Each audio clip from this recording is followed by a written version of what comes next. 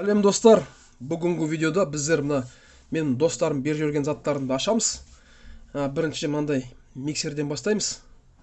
Мына миксер менің қызымның миксері сияқты екен. Менің қызым жасым 11-де, бірақ ол әртүрлі торттар, нан, пирог жасайды да ол. Осымен крем жасайды да мынаумен. Екі темір болу керек. Ладно, лирику отставим. Қазір, в общем, мынаны ашамыз, ішін көреміз, қандай металдар бар екен. Бірінші біз әдеттегідей мына құйрықты кесіп тастаймыз, ол бізге қажет емес, бізге кедергі қылады. Чтобы он нам не мешался этот хвост.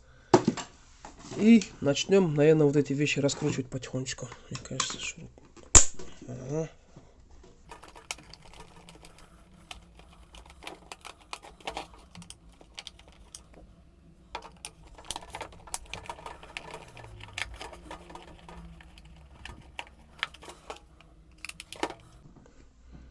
Мука сыпется из него.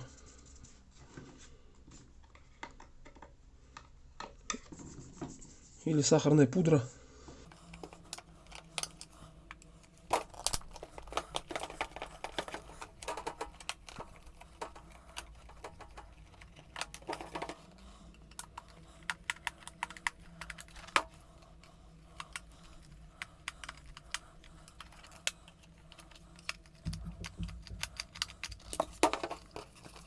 В общем, пришлось применить грубую физическую силу.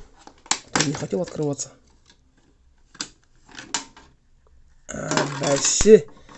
Ай, баси. Тут мука. Все в муке. Так, ну, темірді аламыз. Мынаны мусорға лақтырамыз сразу.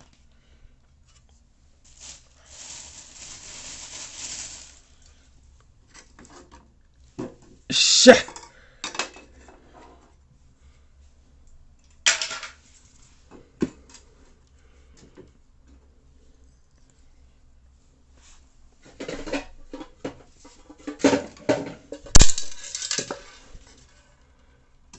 Ну-ка.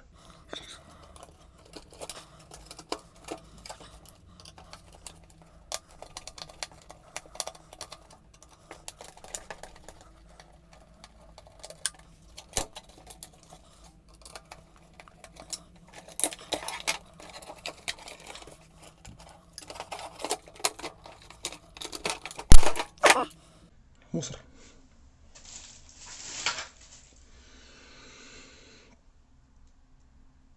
Теперь будем аккуратно все рассматривать.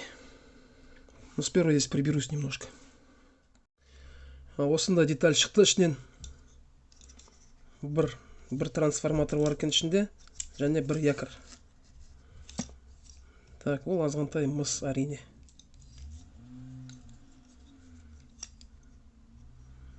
Және мына корпустар дюралюминь болу керек.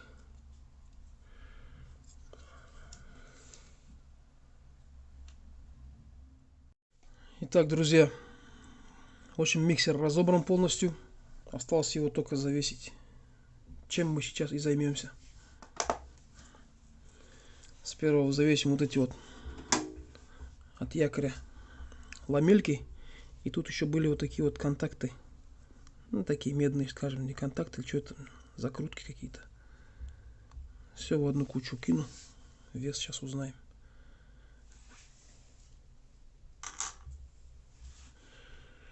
Так, это вот был один там трансформатор. Вот все, что вышло с него. И вот такие вот контакты были. 21 грамм меди.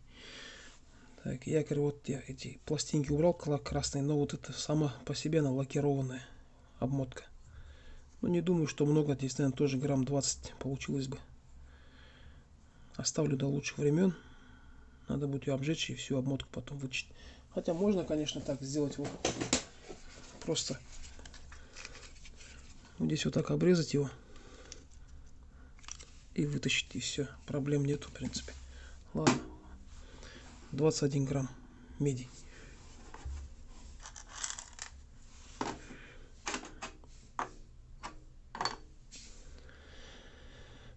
50 грамм дюралюминия, можно сказать. 50 грамм почти что.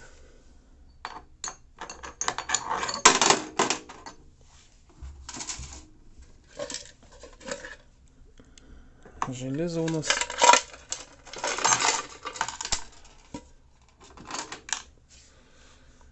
215 грамм. Ну тут давайте тоже до кучи. 352 грамм железа. В общем, это миксер. Результат нам такой показал. А теперь будем разбирать вот эту штуку сразу же. Просто зачем его оставить в долгий ящик, как говорится. Сейчас разберу вот эту, потом подключусь.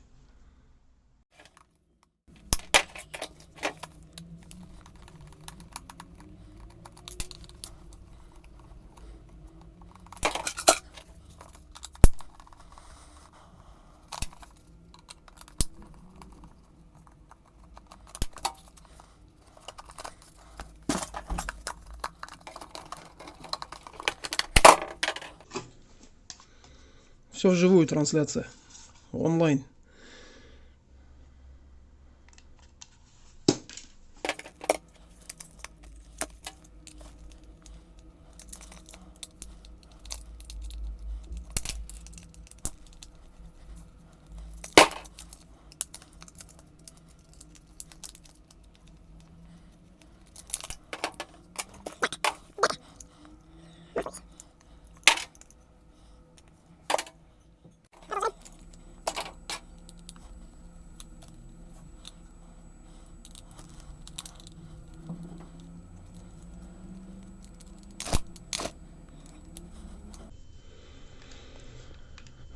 Дважды промахнулся.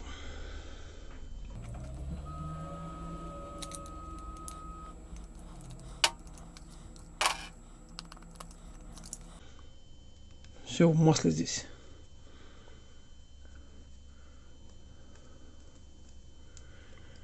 Майды аямай жаққан екен мына жерге. Аямай жаққан.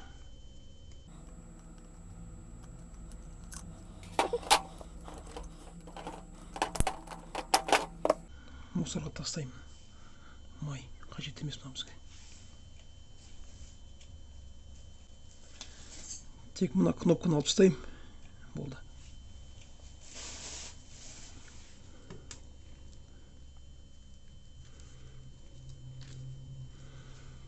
Әдемі. Өте әдемі.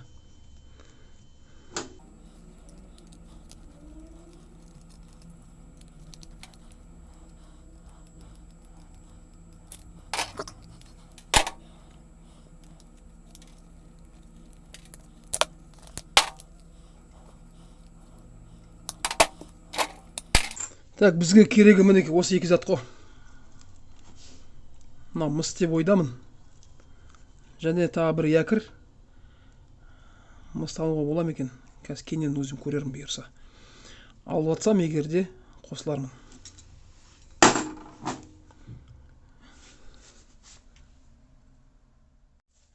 Бәрін шашып бастадым. Енді бәрін өлшейміз бұйырса. Мынауымыз бізде темір.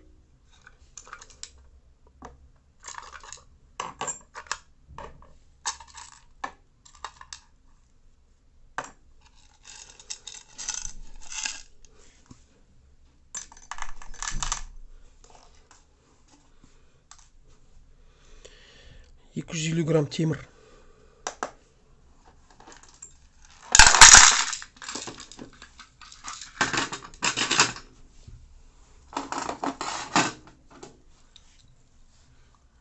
Мынау мыс. Мынау алюминий емес, мыс болып шықты. Аллаға шүкір.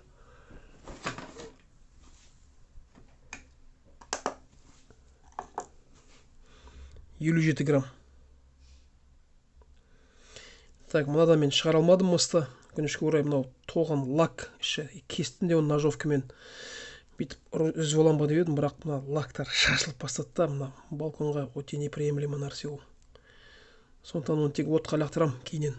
Мына екеуін бұйырса.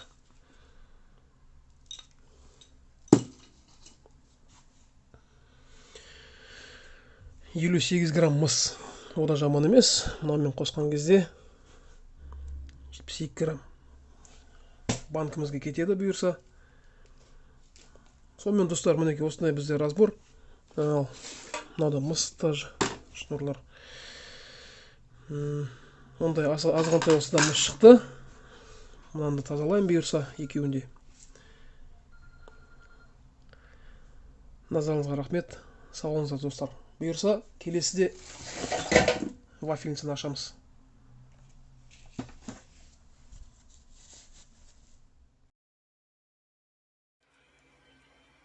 Благодарю за внимание.